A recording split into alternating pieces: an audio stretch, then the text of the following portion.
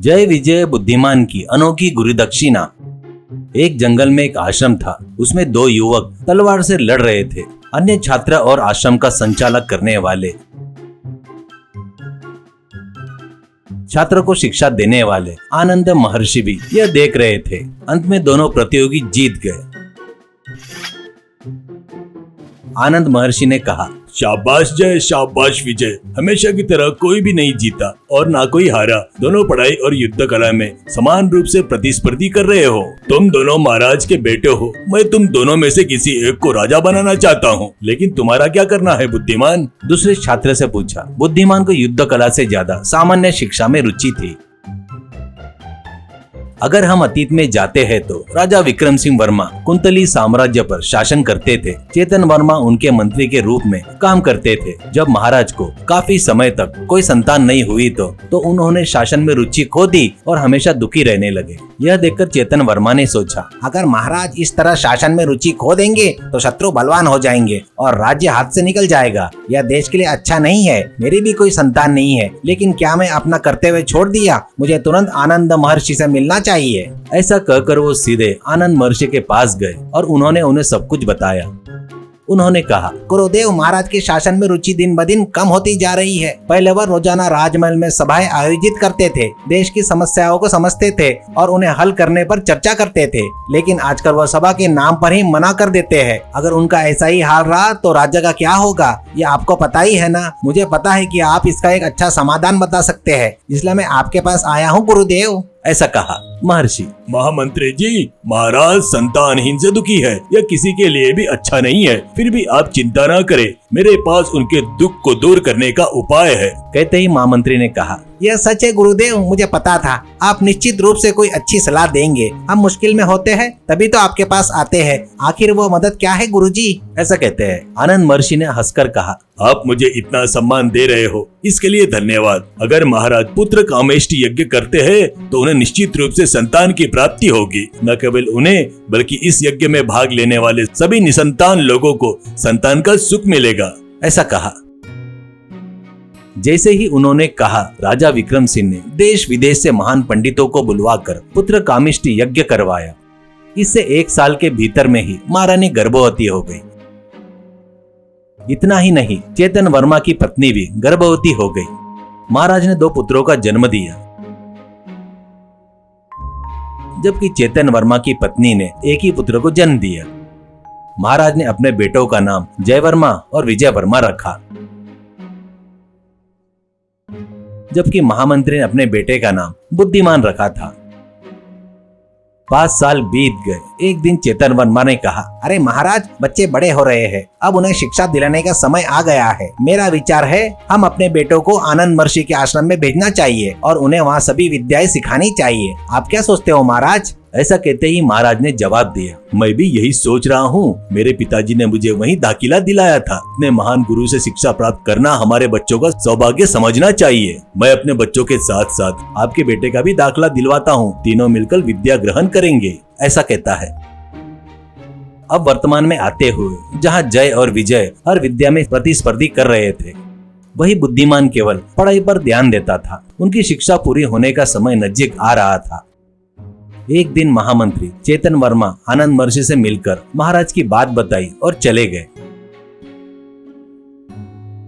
अगले दिन आनंद महर्षि ने तीनों को बुलाकर कहा, मैं तुम्हारी एक परीक्षा लेने वाला हूँ। वो यह है कि मैं महान यज्ञ करने जा रहा हूँ। उसके आरंभ के लिए 3 मूर्तियाँ स्थापित करनी है। मैं दूर के एक गांव में मूर्तिकार को उन्हें बनाने के लिए पहले ही कर दिया है। तुम उनके पास जाओ, एक एक मूर्ति लो और कल शाम तक शुभ मुहूर्त तक यहाँ पहुँचो। मूर्तियों को कोई नुकसान नहीं पहुँचना चाहिए। अब तुम तीनों निकल सकते हो। ऐसा कहा। जय ने सोचा, अरे ये कैसी परीक्षा है? इतनी पढ़ाई किस लिए? इस तरह की परीक्षा के लिए? ऐसा कहते ही विजय ने सोचा, गुरुदेव के मन में कुछ है जो शायद अभी समझ में नहीं आएगा, धीरे धीरे समझ में आ जाएगा। ऐसा कहा।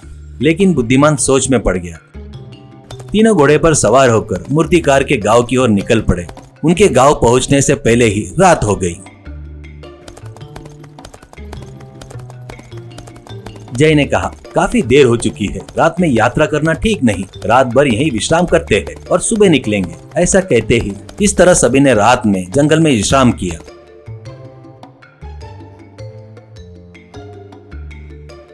सुबह जब तीनों चलने के लिए तैयार हो रहे थे, अचानक घुड़सवार डाकुओं ने उन्हें घेर लिया। जय ने कहा, इतनी हिम्मत कि हम वीरों के पास आओगे, इन डाकुओं को सबक सिखाना होगा। और उसने अपनी तलवार निकाली। जैसे ही विजय ने भी अपनी तलवार निकाली, बुद्धिमान ने कहा, अरे रुको विजय, हमें अपना लक्ष्य नहीं भूलना चाहिए। गुरुदेव ने बताया मूर्तिकार से मिलने के लिए हम में से कम एक के तो बिना एक पल गवाए तुरंत निकलना चाहिए। मैं यहीं रहकर जय की मदद करता हूँ, तुम आगे बढ़ो। विजय तुरंत अपने घोड़े पर सवार होकर तेजी से गांव की ओर निकल पड़ा। जय और बुद्धिमान के सहयोग से उन्होंने सभी डाकुओं को भगा दिया।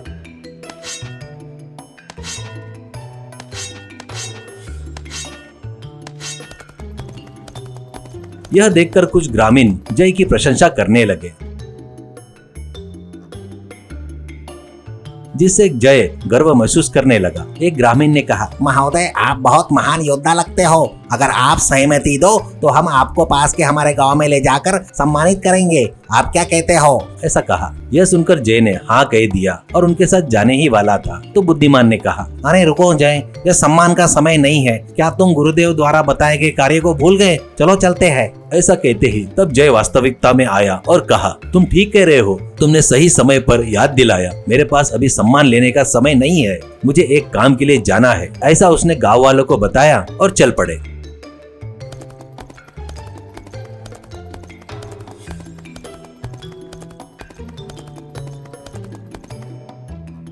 इस बीच विजय मूर्तिकार से मिला और कहा, कलाकार जी, वो दोनों डाकुओं से लड़ रहे हैं। समय बीत रहा है, इसलिए मैं अकेला आया हूँ। अगर आप मुझे 3 मूर्तियाँ दे दो तो मैं सावधानी से ले जाऊंगा। ऐसा कलाकार से कहा। ठीक है बेटा, लेकिन इन्हें सावधानी से लेके जाना। अगर इन्हें कोई नुकसान हुआ तो ये स्थापना के लिए काम नहीं आएंगे। तब तुम्हारे गुरुदेव बहुत गुस्सा होंगे, ध्यान रखना।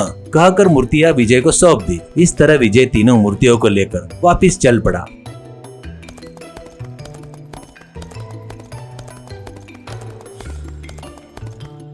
रास्ते में तीनों मिले। अब तीनों ने एक एक मूर्ति बांट ली। बुद्धिमान ने कहा, गुरुदेव द्वारा बताया गया समय नजदीक आ रहा है, हम तीनों को जल्द से वहां पहुंचना होगा। चलो निकलते हैं। तीनों तेजी से निकल पड़े।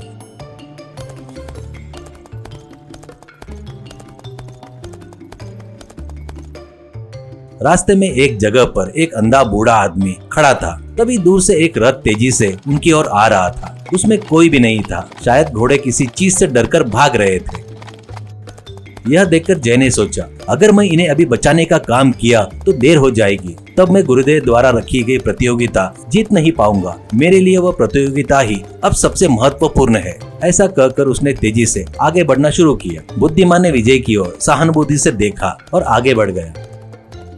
विजय ने सोचा, जिस तेजी से रथ आ रहा है ये उनके नीचे कुचले जाएंगे, यह तो पक्का है। अगर मुझे इन्हें बचाना है तो मूर्ति फेंकना ही पड़ेगा। अगर मूर्ति को नुकसान हुआ तो वह स्थापना के काम में नहीं आएगी। इससे गुरुदेव नाराज हो सकते हैं। लेकिन प्राणों से बढ़कर मूर्ति की स्थापना महत्वपूर्ण नहीं है। मुझे इसे बचाना ही होगा। ऐसा कहकर उसने मूर्ति नीचे फेंक दिया और तेजी से घोड़े पर उनके पास पहुंचा और एक हाथ से दोनों को किनारे पर धकेल दिया। रथ तेजी से आगे निकल गया। जब वह मूर्ति लेने के लिए गया तो टूटी हुई थी। यह देखकर वह बहुत ही दुखी हुआ।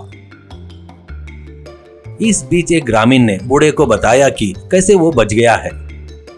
विजय अपनी टूटी हुई मूर्ति लेकर चलने लगा। बूढ़े लोगों ने कहा, बेटा, हमें बचाने वाले आपका बहुत बहुत धन्यवाद। अगर आप यहाँ आ जाओ तो हम आपको धन्यवाद दे पाएंगे। उन्होंने कहा, लेकिन विजय उनकी बातों पर ध्यान दिए बगैर आगे बढ़ गया। इस तरह वह आश्रम पहुंचा और टूटी हुई मूर्ति लेकर गुरुदेव के पास आया। गुरुदेव दोनों की प्रशंसा कर रहे थे, जबकि विजय अपमानित महसूस कर रहा था और सिर झुकाकर खड़ा था। तभी रथ में महाराज और महामंत्री वहां पहुंचे। दोनों ने आनंद महर्षि के पास आकर उनको प्रणाम किया। उन्होंने कहा, महाराज, मैंने जो परीक्षा ली थी उसमें विजय सफल हुआ, इसलिए वो राज्य अभिषेक के लिए योग्य है। महाराज ने कहा, गुरुजी, मैं यह पूछ रहा हूँ, इसके लिए नाराज मत होना। मूर्ति टूटने के कारण ऊपर से देर पहुँचने वाला विजय ही कैसे प्रतियोगिता जीता है? ऐसा कहते ही चेतन वर्मा ने कहा, अरे महाराज, मुझे गुरुदेव की युक्ति समझ में आ गई। गुरुदेव के आदेश को वेद मानने वाले जय ने केवल मूर्ति पर ध्यान दिया, लेकिन विजय ये जानते हुए भी वह परीक्षा में हार जाएगा। मूर्ति की स्थापना से ज्यादा प्राण को महत्व दिया, उन दोनों को प्राण से बचाए। मूर्ति को जो हुआ वह उन बूढ़ों को नहीं होना चाहिए, इसलिए उसने जानबूझकर हार कर जीत हासिल की है। ऐसा कहा आनंद महर्षि। हाँ महाराज, प्रजा के प्राणों से बढ़कर राजा के लिए कुछ भी महत्वपूर्ण नहीं होना चाहिए, इसलिए विजय राजा के लिए योग्य साबित हुआ। लेकिन जय भी कोई कम नहीं है, वह वीर है। उसने मेरे भेजे हुए डाकुओं का अच्छे से सामना किया और भगा दिया, इसलिए वो सेनाध्यक्ष के लिए योग्य है। और अपने काम करते हुए जिसने इन दोनों को सही समय पर सही सलाह दी, वह बुद्धिमान महामंत्री पद के लिए हर तरह से योग्य है। अब से आप दोनों इन पर राज्यपाट का भार सौंपकर आराम से विश्राम करो। वो सुनकर महाराज और महामंत्री काफी खुश हुए। राजा, अरे वाह महर्षि, आप कितने बुद्धिमान हैं। मैंने मेरे बाद इन दोनों में से किसको राजा बनाना करके पूछा तो आपने इनमें प्रतियोगिता रखी। इसमें आपने महाराज के लिए और सही पदवी के लिए आपने सही लोगों को चुना है। काफी खुशी हुई। ऐसा कहा महामंत्री। मेरे लड़के को भी महामंत्री घोषित करने के लिए आपका चरण स्पर्श। एक बाप होने के नाते और मुझे क्या चाहिए। ऐसा कहा। इस तरह विजय सेनाधिपति और जय राजा बनकर अपने बुद्धिमत्ता से कुंतली साम्राज्य को अपने पिता से भी अच्छा पालन पोषण करके अच्छा राजा कहलवाया।